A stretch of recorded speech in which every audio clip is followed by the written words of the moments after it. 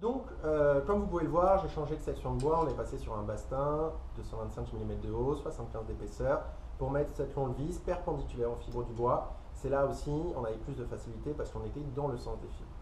Donc, on va commencer en première vitesse. Pareil, je réduis ma vitesse, je demande mon couple.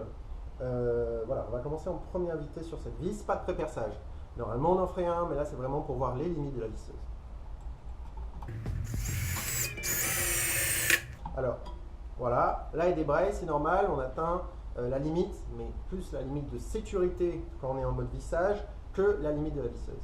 Petite astuce, passer en mode perçage.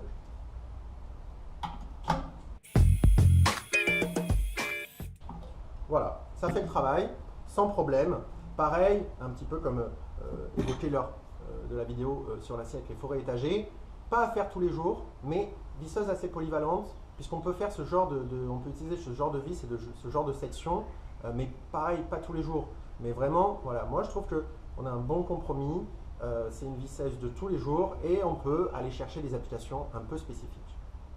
Comme évoqué au début de cette vidéo, nous allons maintenant utiliser un trépan de diamètre 18 mm pour percer de part en part ce chevron.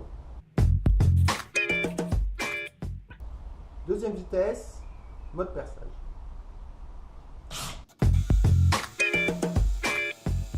Là, je ne peux pas aller plus loin tout simplement parce que mon bois arrive au fond de mon trépan. Pour ça, petite astuce, je prends un tournevis, je casse, ça me permet d'enlever un bout de cylindre de bois pour pouvoir continuer et au moins déboucher de l'autre côté et reprendre pareil mon trou par l'autre côté.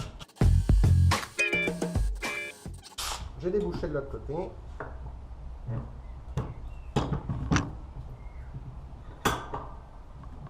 Bon, vous pourrez noter, je m'en suis rendu compte que je ne perce pas du tout droit. C'est pas bien. Maintenant, on va enlever le cylindre de bois du trépan. Voilà, j'ai nettoyé mon trépan.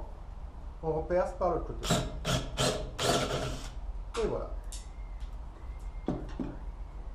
C'est fait. Voilà. Un joli trou. Application trépan. Donc là, on était sur un petit diamètre parce que j'en avais plus de plus gros. Ça va, pareil, dépendre de vos applications et aussi dépendre du diamètre. Que choisir entre une mèche plate et un trépan. Voilà.